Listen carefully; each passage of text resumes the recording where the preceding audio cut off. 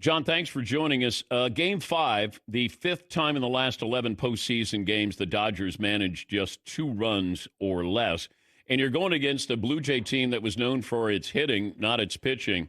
What is the big problem with the Dodgers' bats?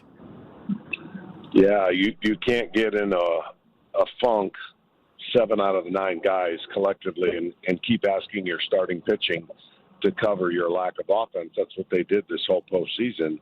They dominated. Subconsciously, when you're on a team with 4 great starters, it's not literally this way, but you feel really good when you get to the park that 3 runs is going to win. This offense last year for the Dodgers was much better. Obviously, they had to win a different way. They won with bullpens. And look, I mean, it's not an excuse, but the statistics and things that have been thrown out there, which is mind-boggling, that a team that sweeps their series facing a team that played a 7-game series has never won the World Series. Well, it still blows my mind.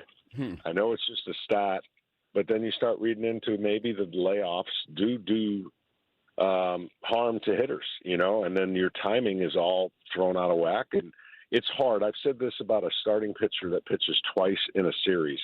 Much easier for him to make the adjustment in a series than a hitter who's struggling. The next day he's got to make the adjustment. Then he's struggling, and the next day he's got to do it again. So it's definitely the worst time of the year for that to happen.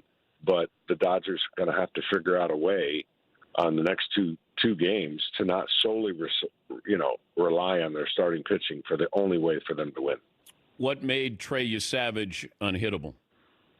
He got back to the mechanics in the feel of that split. I felt like he would make the necessary adjustments. I watched too much tape, even though he hasn't thrown a ton of games, that I'd never seen 2 games in a row where he didn't have a split.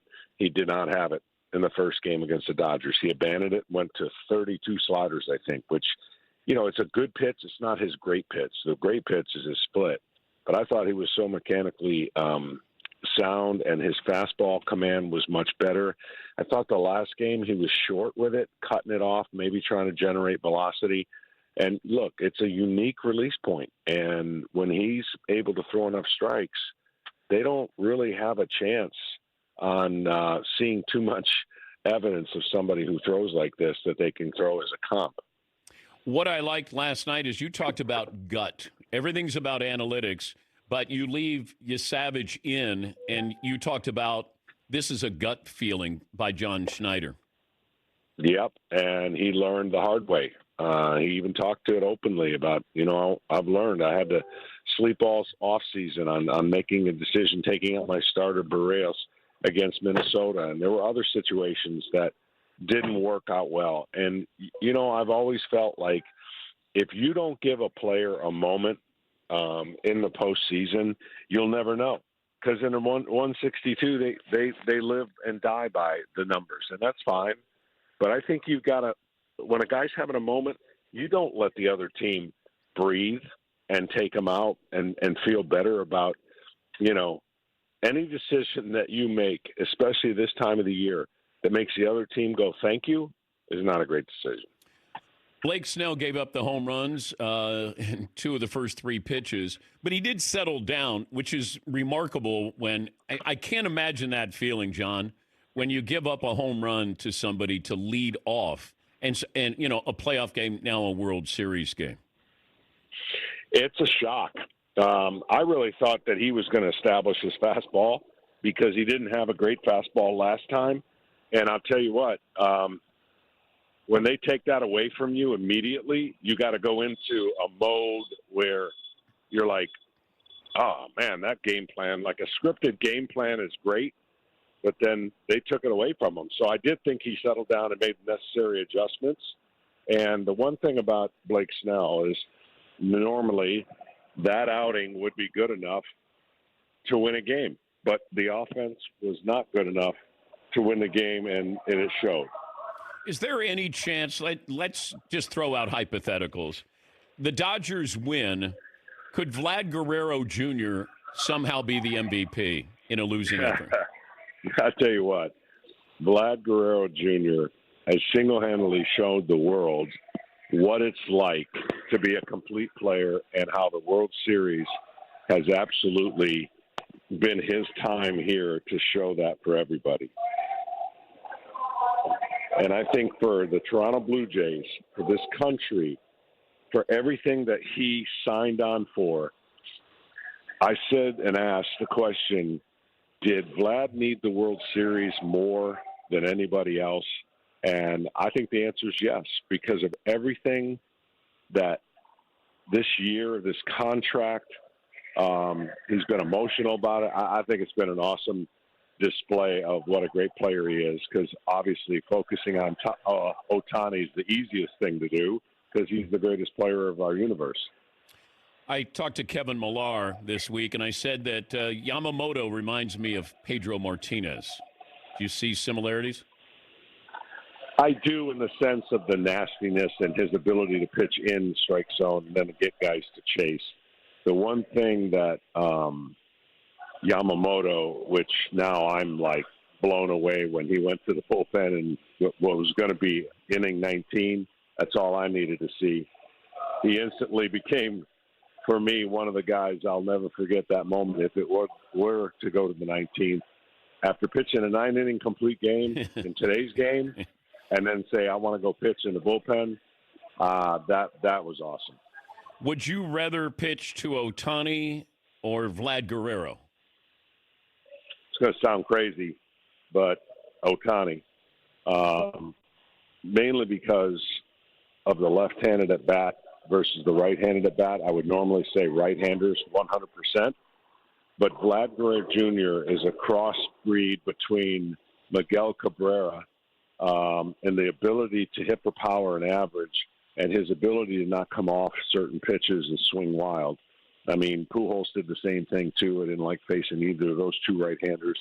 But the one thing you got to know facing Ohtani is you're going to be embarrassed.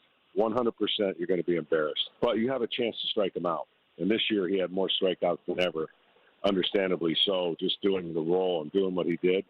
So either way, it's not a great result. But I feel like the ability to pitch away and splits give you more chance of strikeouts with Ohtani than you do with a Guerrero. And depending on your circumstances, you may need that strikeout more than you need the ability to pitch around somebody, because you may not be able to do that given the circumstances. What do you expect to happen Friday night?